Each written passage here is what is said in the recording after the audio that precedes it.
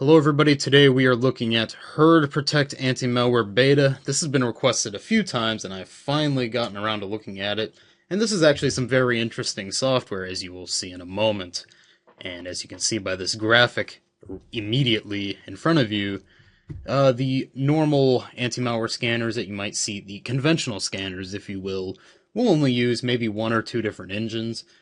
herdProtect uses 68 engines, so lots of high detection rates and possibly high false positive rates. We'll talk about that in a little bit.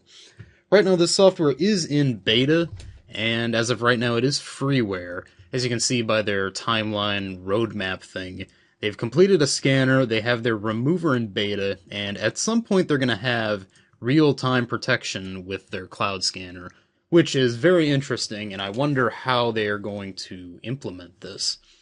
And as of right now, their products are 100% free, and their installers are bloat-free, which is a very nice touch.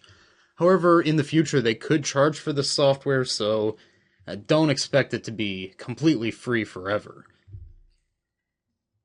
So let's go ahead and download the software itself. You have a choice of the installer or just a portable version. We'll go ahead and download the installer. Save it. And we'll go ahead and open it. Go ahead and run it. And as you can see, the installer is very simple, and there's some very nice things in this terms of service, essentially saying that it will upload unknown files to be scanned, which is something you can expect from this kind of program. So as you can see, this is a very simple interface, very nice. Although it's missing one very important thing that I hate right off the bat about this program. There's no option to change the scan settings at all. There's no option to scan a directory or a drive or anything. It just does a scan of your computer, which is completely ambiguous, and I don't really like that. But then again, this is beta. They could add it later on, but that's just one thing I got to get off my chest that I really don't like about this program. But there is good news. This is a really good scanner, as I will show you in a moment. Let's go ahead and go through the settings here. They have this multiple removal, which is interesting because apparently checking this option will allow you to remove multiple detections at once, which is just odd. I would figure it'd be able to remove more than one thing at a time. Hide possible false positive detections. This is a big problem with this program. It will have false positives, but that's something you can expect from running 68 different anti-malware engines, so we're not really going to fault it too much for that. Updates, proxy settings, and it can reset your network settings for you, which is very nice. So this is a completely clean PC, so we're just going to go ahead and run a scan on it and demonstrate how it will work with a clean PC. I should go ahead and remind you all that you will need an active internet connection for this to work. It, of course, is a cloud-based anti-malware scanner. So this is what happens when it finds files that it does not automatically have whitelisted, I suppose. We'll do this analysis here where we'll scan it, and I believe at least upload the hash to herdProtect.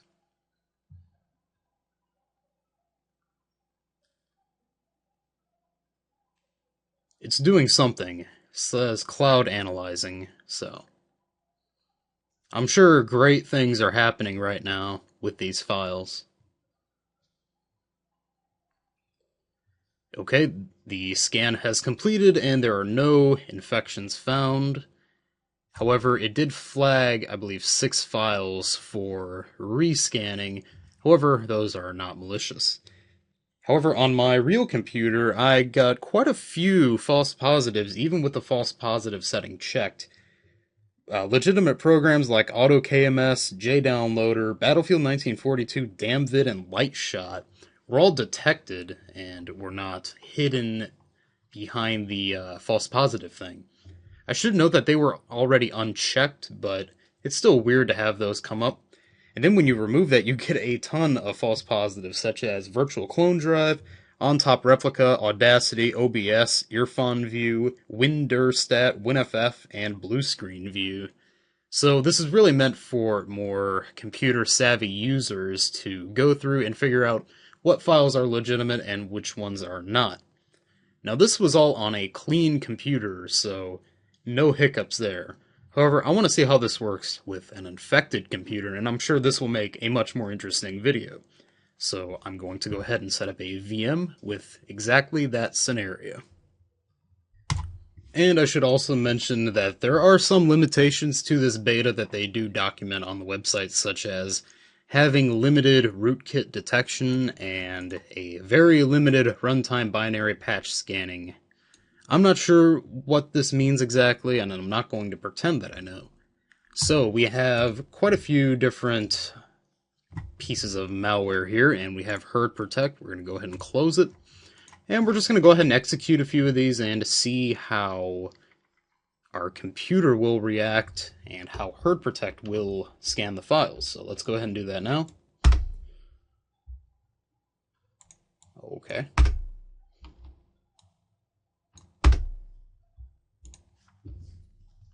Run a few more. Why not?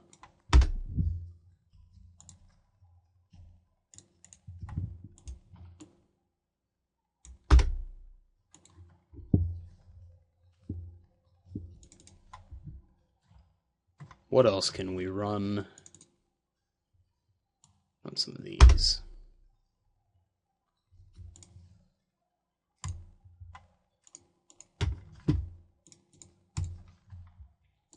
Cannot run under a virtual machine, don't tell me that. What about these? Ooh, we're lagging now. One more image.exe file. Okay, welcome to the Skype crasher. Run BitTorrent. Run Brazil. Oh, it's not going to work. Okay, so our virtual machine is pretty well infected and Task Manager is broken, so that's not good. And we're just going to go ahead and boot into safe mode with networking to give herdProtect its best chance. Okay, we are back in safe mode with networking, and Task Manager is still disabled, so let's go ahead and run herdProtect and hope that it can fix that for us. So let's go ahead and run that scan. It's our first scan using herdProtect. And yes, of course, you'll need to use safe mode with networking for this. And this scan will take much longer than the scan before. I'm expecting about an hour and a half to finish the scan. At least that's how long it took in the testing phase that I just did about an hour ago. So I'm going to go ahead and pause the video and see you guys at about 1:30 a.m., I think. See how it goes. Well, as you can see from the clock, it is not actually 1:30 a.m. It's only about a couple minutes in the future, and I can actually explain what has happened here. You see, before I was testing the program just to see how it would react to these files, and what I think happened was that the files were all uploaded to the herdProtect cloud scanner thing, one by one, and that took about an hour and a half. So now when I test it against these same files, they're already detected by herdProtect, and there's no need to re-upload all this stuff. So essentially, if herdProtect has seen it before, it'll go much faster, but if the files are unknown to herdProtect, it will take much longer. So since all of the files were seen already, the scan took like 2 minutes. So your mileage may vary with this. So let's go to the results, and as you can see, we have quite a few detections here. We had like 260, I think, samples, and we have 378 startup scanned. Okay. Let's go ahead and remove selected. And yes, I want to completely remove all of these files. And I should say that I was trying this in regular mode before, and it actually caused a blue screen in the VM. However, all my work was not lost because I found out that if you actually boot into safe mode, there is an option in herdProtect to pick up where you left off with the end of a scan, which I think is a very nice feature because if it causes blue screens, it's kind of annoying to have to rescan the entire computer again. However, most of these problems can be overlooked simply because herdProtect is still in beta. Like, I gotta say, I am definitely impressed because the whole 68 anti-malware engine thing seems like a gimmick to me, but it appears that it works fairly well right now, and I am interested to see how well it will work in the future, especially with better rootkit detection and other fixes like that. And yes, the removal process is a bit slow. It does them one by one. So I'm going to just go ahead and pause the video and wait for this to finish. Okay, so our removal process has completed. It's left us with this one extra inconclusive detection here. We'll just go ahead and let herdProtect remove it, and we'll check the results of our scan here. How many files we get? We had nothing in this folder. One file in this folder. One file in this folder. 0 files in this folder. And 1 file in this folder. And this is a bit interesting because if we go into VirusTotal, no IP 42. Yeah, there it is. 36 out of 57. So it does do a fairly good job of removing most of the files, but for whatever reason, there's these weird outliers that have very high detection rates and aren't picked up by herdProtect for whatever reason. So even though it uses 68 anti-malware engines, it's not perfect. For whatever reason, it'll leave these behind. But remember, it's still beta software. You can't really get too mad about it, since it's really only out for testing at this time. And really, other than the fact that it doesn't seem to re-enable Task Manager, I don't see why this is not clearly superior to something like Hitman Pro, which uses only 5 engines.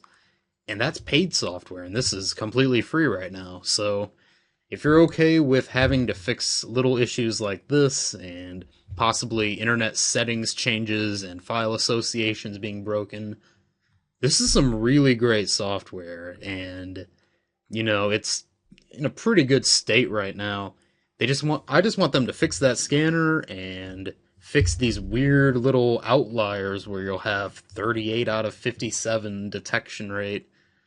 But other than that, this is some really solid stuff. I like it overall. So thank you all very much for watching, and take care.